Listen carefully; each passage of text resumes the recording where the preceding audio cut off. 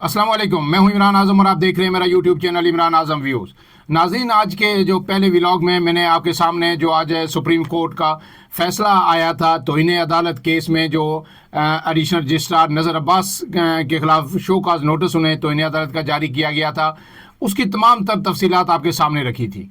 और फिर जब वो फैसला आया तो आपको पता है कि उस जिन लोगों ने मेरी वो वीडियो देखी है, उसमें सुप्रीम कोर्ट के जो दो रुकनी बेंच था, जस्टिस मंसूर अली शाह और जस्टिस अकील अब्बासी पर मुश्तमिल ये बेंच था, उसने शो काज नोटिस तो इन्हीं अदालत का रजिस्ट्रार की हद तक वापस ले लिया था। और फिर ये कहा गया था कि जनाब भी ये जो बेंचेस इख्तियारात का मामला है, इसके लिए जो है चीफ जस्टिस ऑफ पाकिस्तान जो है वो फुल कोर्ट कन्वीन करें।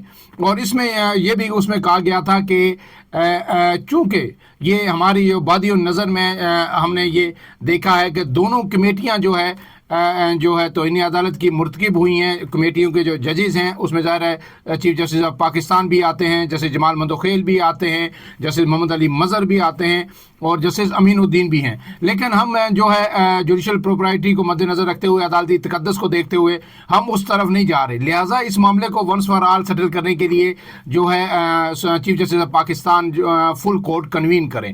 और उसके लिए हम कमेटियों को भी नहीं कह रहे, क्योंकि कमेटियाँ जो है वो सिर्फ बेंचेस तश्कील देती हैं, फुल कोर्ट बेंच नहीं होता।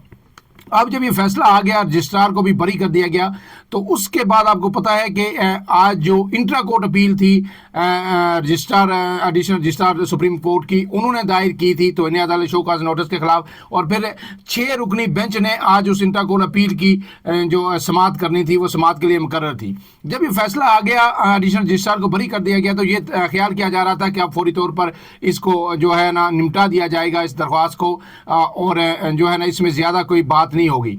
लेकिन आज जब वो 6 रुकनी बेंच ने समाअत की, तो उसमें जो जजेस थे उन्होंने एक दूसरे के, अगर कहें कि परखच्चे उड़ा के रख दिए, और बिल्कुल एक दूसरे के साथ अपने तमाम जो पुराने हिसाब किताब थे वो सारे बराबर किए, एक दूसरे पे चढ़ चढ़ कर उन्होंने वार किए।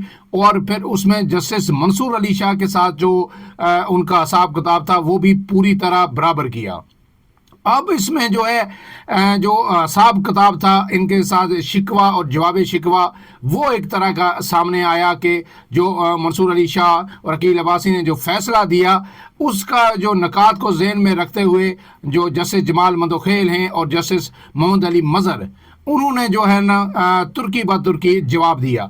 ये एक एक जो रिमार्क्स हैं इस पूरी समाअत के दौरान जो वो सुनने से और गौर करने से ताल्लुक़ रखते हैं। इसलिए मैं पूरी समाअत का हवाला आपके सामने रखूँगा ताकि आपको समझ आ जाए कि इस वक्त अब सुप्रीम कोर्ट में जजेस के अंदर जो लड़ाई है और जो डिवीज़न है और जो नई जो चीज़ें रीअलाइन हो रहे हैं, जजेस 26वीं आईनी तरमीम के बाद रीअलाइन कर रहे हैं, अब नई सफ़बंदी क्या बनेगी।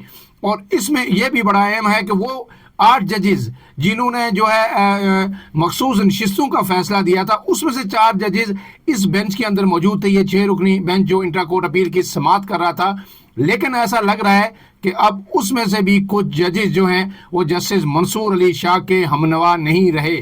उसमें जो जस्टिस जमाल मंदोखेल भी हैं और उसके बाद जो है जस्टिस अतर मिनुल्लाह, जो हमेशा आपने देखा कि जस्टिस काजी फाइज ईसा के अदवार में जितने भी केसेस के फैसले होते थे, बेंचेस बनते थे, उसमें हमेशा वो हमें जो है जस्टिस मंसूर अली शाह के कंधे से कंधा मिला के खड़े नज़र आए। लेकिन आज उन्होंने भी जहां बहुत सारी चीज़ों पे रेजिस्ट भी किया, उन्होंने दूसरे जो 4 से 5 जजेस थे उनके सामने, लेकिन कुछ चीज़ों में उन्होंने मंसूर अली जो शाह हैं उनके फैसले पे कई अहम सवालात भी उठाए।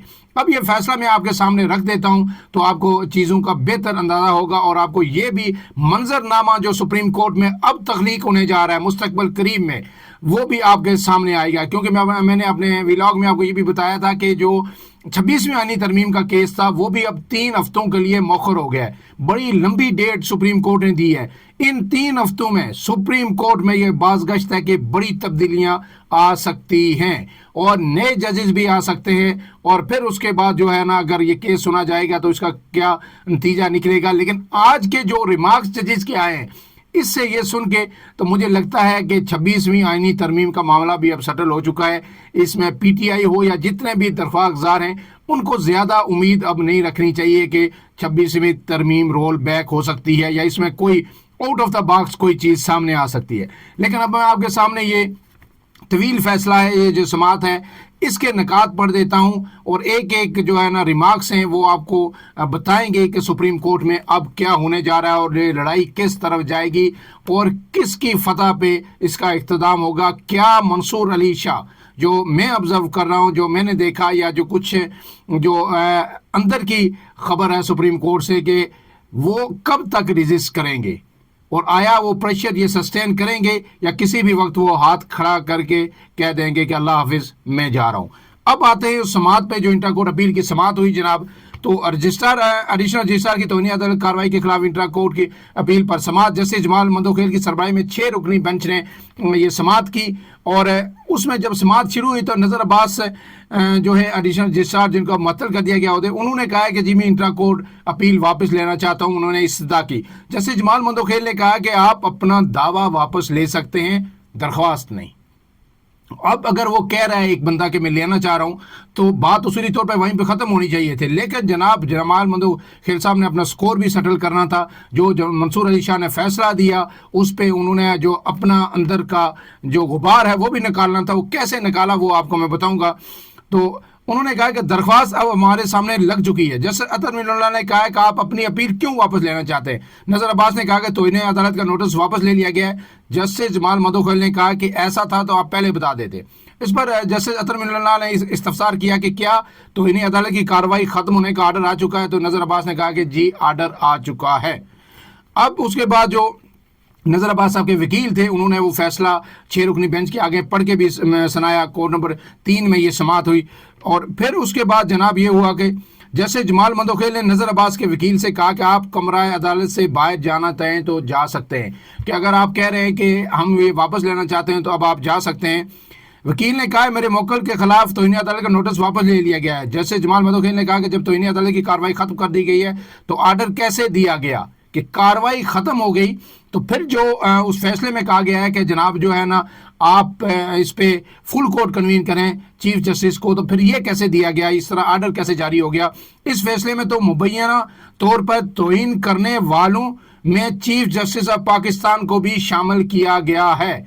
اب جو انہوں نے کہا تھا فیصلہ میں نے آپ کو بتایا کہ انہوں نے کہا تھا کہ بادی نظر میں جو دونوں کمیٹیاں ہیں جنہوں نے جو ایک نے کیس واپس لیا ایک نے اپنے سامنے لگایا, یہ کمیٹیاں توہین عدالت کی مرتکب ہیں لیکن ہم اس کو اوور لک کر رہے ہیں, ٹھیک ہے, اور یہ کہہ رہے ہیں کہ اس معاملے کو سیٹل کرنے کے لیے ایڈریس کرنے کے لیے فل کورٹ کنوین کیا جائے. تو وہی بات کہہ رہے ہیں جیسے جمال مندوخیل کے اس فیصلے میں تو مبینہ طور پر توہین کرنے والوں میں چیف جسٹس آف پاکستان کو بھی شامل کیا گیا. کیا مبینہ طور پر توہین کرنے والے فل کورٹ تشکیل دیں گے؟ مرکزی کیس آئینی بینچ کے سامنے سماعت کے لیے مقرر ہے.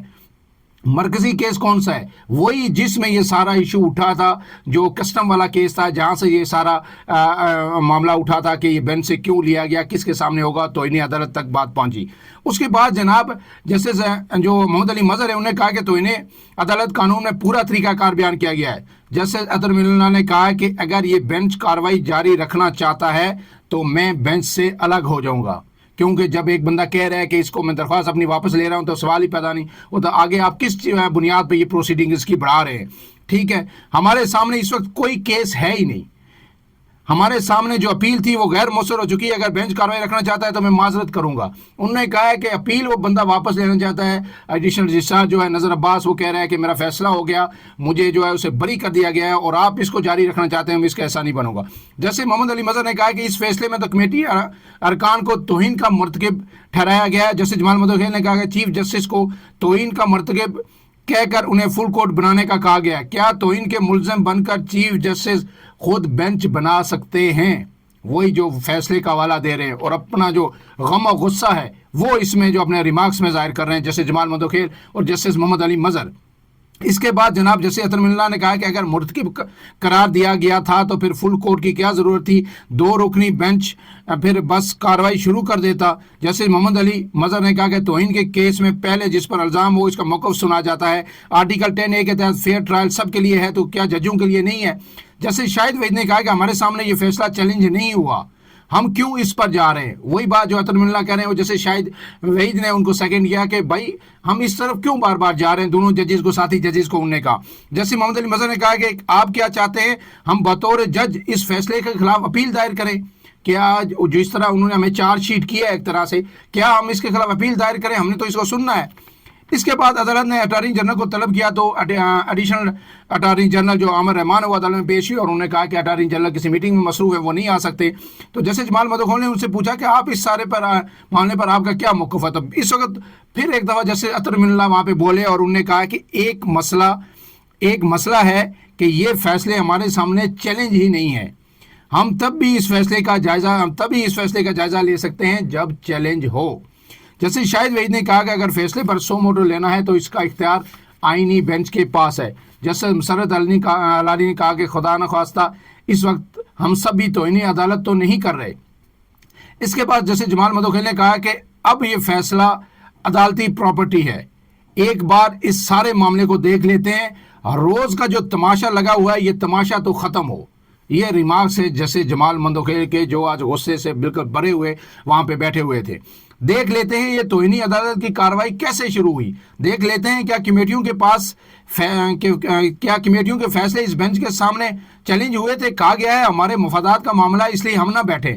یعنی آپ کو پتا ہے کہ ایک خط بھی جو ہے جیسے منصور علی شاہ نے لکھا تھا, اور اس میں کہا تھا کہ جیسے جمال مدوخیل اور جیسے محمد علی مظہر یہ اس 6 رکنی بینچ کو نہ بیٹھیں, کیونکہ یہ دونوں کمیٹیوں کے ممبر ہیں. جو آئینی کمیٹی ہے یہ اس کے ممبر ہیں, جیسے جمال مدوخیل, جیسے محمد علی مظہر جو آئینی بینچز میں جو کیس لگاتی ہے, لہٰذا جو لگانے والی کمیٹی ہے وہی اس کو سن رہی ہے. انہوں نے اس پہ خط لکھا تھا چیف جسٹس کو, تو وہی بات وہ کہہ رہے ہیں کہ ہمیں کہا گیا ہے کہ آپ اس میں نہ بیٹھیں.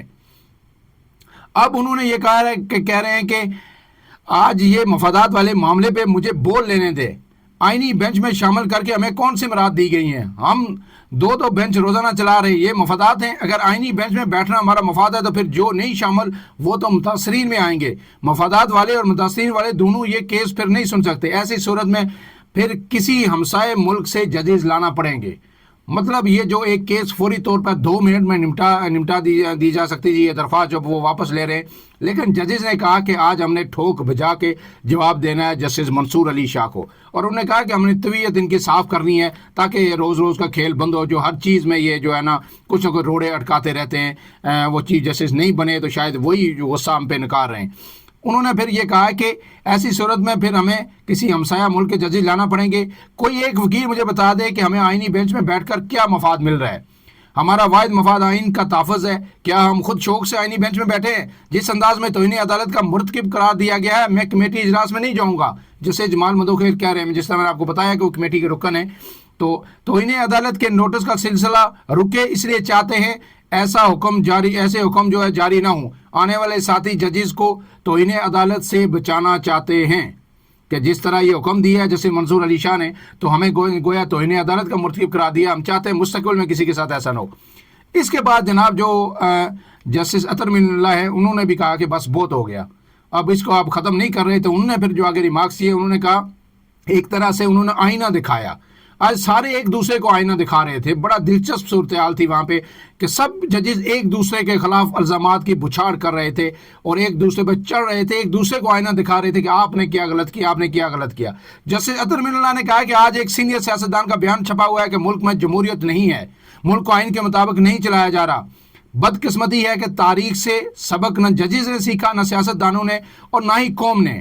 اور اس کے بعد بڑا ہی اہم نقطہ اٹھایا جیسے اطہر من اللہ نے, 6 ججز کا عدلیہ میں مداخلت کا خط آیا تو سب نے ہی نظریں پھیر لیں. 6 ججز کون سے, وہ کہہ رہے ہیں اسلام آباد ہائی کورٹ کے 6 ججز نے جو خط لکھا تھا. جناب قاضی فائز عیسیٰ صاحب اس میں موجود تھے کہ ہمارے گھروں کے اندر, ہمارے کمروں کے اندر, ہمارے بیڈ رومز کے اندر CCTV فوٹیجز, جو CCTV کیمرے لگائے گئے اور ہمیں جو ہے نا بلیک میل کرنے کی کوشش کی گئی. ہم پہ دباؤ ہے فیصلے بنانے کا, کرنے کا, بینچز بنانے کا, اور اس کو دیکھا جائے بڑا ایک خط لکھا تھا اور ایسا لگ رہا تھا کہ ایک جواز مہیا کر دیا گیا سپریم کورٹ کو. ہائی کورٹ کے ججز نے بہت ہی ہمت کر کے کہ اب یہ اٹھ کھڑے ہوں گے اور عدلیہ کی آزادی ایک دفعہ پھر یقینی بنائیں گے, لیکن ایسا نہیں ہوا. جو فائز عیسیٰ صاحب ہیں وہ بھی وہ خط دبا کے بیٹھ گئے اور اسی کا حوالہ یہ دیا گیا ہے. اور عدلیہ پھر 26ویں آئینی ترمیم کے بعد تو انا للہ و انا الیہ راجعون آگے اب چلتے ہیں جناب. اور انہوں نے کہا کہ سب نے ہی نظریں پھیر لیں. جسٹس مسرت ہلالی نے اس کے بعد کہا ہے کہ جسٹس اطہر امین اللہ تیسری مرتبہ یہ بات کر رہے ہیں. جسٹس جمال مندوخیل نے کہا کہ ہم صرف اٹارنی جنرل کو سننا چاہتے ہیں. پھر جسٹس اطہر امین اللہ نے پھر کہا مندوخیل کو جواب دیا کہ آپ اٹارنی جنرل کو سننا چاہتے ہیں. اس پہ انہوں نے کہا کہ موجودہ بینچ کے سامنے کوئی کیس ہی نہیں, تو اٹارنی جنرل کو جناب مندوخیل صاحب آپ کس نقطے پہ سنیں گے. تو یہ زبردست قسم کے تابڑ توڑ حملے آج ایک دوسرے پہ ہوئے سپریم کورٹ آف پاکستان میں. اور اس کے بعد جو ہے سپریم کورٹ نے ایڈیشنل رجسٹرار جو نذر عباس ان کی انٹرا کورٹ اپیل واپس جو ہے لینے کی درخواست ہے وہ نمٹا دی. یہ سارا اپنا غبار نکال کے جو جسٹس منصور ہیں ان کو کھری کھری سنا کے انہیں سب کچھ بتا کے تو انہیں کہا کہ اب ٹھیک ہے آپ جو ہے ہم آپ کی درخواست نمٹا دیتے ہیں. اور لیکن ایک اہم بات ہوئی کہ عدالت نے کہا ہے کہ بینچ کی اکثریت انٹرا کورٹ اپیل نمٹانے کی وجوہات دے گی. اپیل تو نمٹا دی لیکن یہ وجوہات ہوگی جبکہ دے گی. لیکن جسٹس اطہر امین اللہ اور جسٹس جو شاہد وحید ہیں انہوں نے کیا کیا کہ درخواست بغیر وجوہات واپس لینے کی بنیاد پر نمٹا دی. انہوں نے کہا ہم نے وجوہات نہیں دینی. 6 میں سے 4 جج جو اپنی وجوہات لکھیں گے درخواست میں اور پھر اس میں بھی دلچسپ چیزیں سامنے آئیں گی اور بڑی دبا کے وہ وجوہات لکھیں گے. جبکہ اطہر امین اللہ جسٹس شاہد وحید نے کہا کہ ہم نے کوئی درخواستیں نہیں لکھنی. جبکہ 4 جج جو لکھیں گے ان کے نام جسٹس جمال مندوخیل, جسٹس محمد علی مظہر, جسٹس حسن اظہر رضوی اور جسٹس مسرت ہلالی وجوہات کے ساتھ جو ہے یہ اپنا فیصلہ جاری کریں گے. فی الحال کے لیے اتنا ہی. اپنے میزبان عمران اعظم کو اجازت دیجیے. اللہ حافظ.